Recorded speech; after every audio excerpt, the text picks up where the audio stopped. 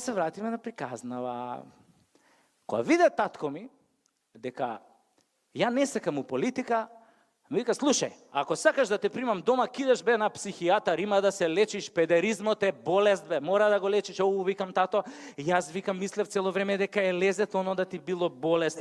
Али викам, добро тато, ако е цената таа што треба јас да ја платам за твојата љубов, нема проблем. Јас кидам на психијатар за да видам колку сум болен. И отидов право кај овој познатиот психијатар Стојко Пушев. Он се прослави по тоа што излегуваше на телевизија и тврдеше дека хомосексуалноста е болест и дека може да ја лечи со ефикасен третман.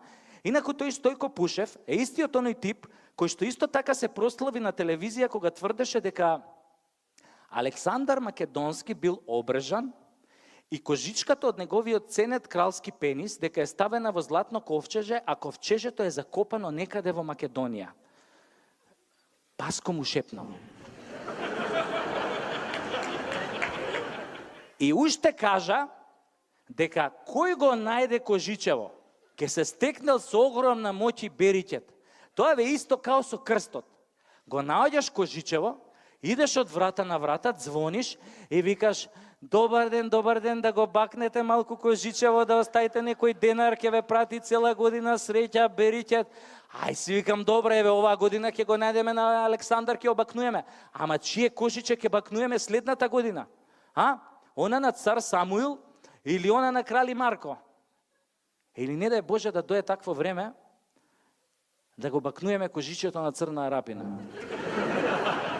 Добро, не се отидов кај доктор Стојко Пушев, нели влагам внатре, му викам, добар ден докторе Пушев, јас сум педер. А он мене вика, хајде бе Кира да му го запоебам, па ти не си педер, ти си само малку настинат, тебе стручно кажано газот ти диши да му го запоебам.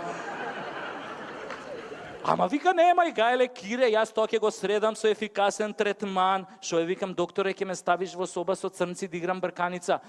Тебе Кире да ти го запоебам. Па првата работа што ја кажав тебе одма те асоцира на секс со маж да ти го запоебам. Не, викам, само секс, докторе, некојаш играме карти, табла, домино, PlayStation. Ти викам, докторе, не играш карти со мажи. Добро бе сега Кире да му го запоебам. Па нормално дека играм карти, ама сега јас не сум тој што се прашува. И у тој момент докторов извади една банана од фиока и вака ме вика, ајде сега Кире да му го запоебам, на што те асоцира оваа банана? Па добро бе, викам, докторе, бананава па ме асоцира на патлак. Гледаш ли Кире дека газот ти диши, дека си настина да ти го запоебам? Видели сам? Викам, докторе, чекај бе, полека, викам, докторе. Ти, викам, бананава тебе на шо ти личи? И тука кога му го кажа тоа, он почна да превртува со очи и вика, добро бе, сега Кире, ајде, бананава, сега мене на шо ми личала? Па добро, ете ми личи на патлак. Аха, викам, докторе, а крастајцата на шо ти личи? Добро бе, Кире, сега, крастајцата ми личи на патлак, ама шо ама бе, му викам, докторе? Шо ама? Бананата ти личи на патлак, крастајцата ти личи на патлак, играш карти со мажи, а вамо на цела и на сите телевизии тврдиш без срам и без перде дека хомосексуалноста е болест. Па ти, значи, докторе, дека и тебе ти диши газот. Како може би, викам, хомосексуалноста болест? Викам, докторе, хомосексуалноста не е болест. Викам, болест е, докторе. Сакаш да ти кажам, викам, што е болест? Кажи, бе, Кира, му го запоемам, кажи. Викам, болест е, докторе. Кога на оној што е на власт, сакаш да му се увлечеш у гзот со секондури и од тоа да правиш пари и кариера.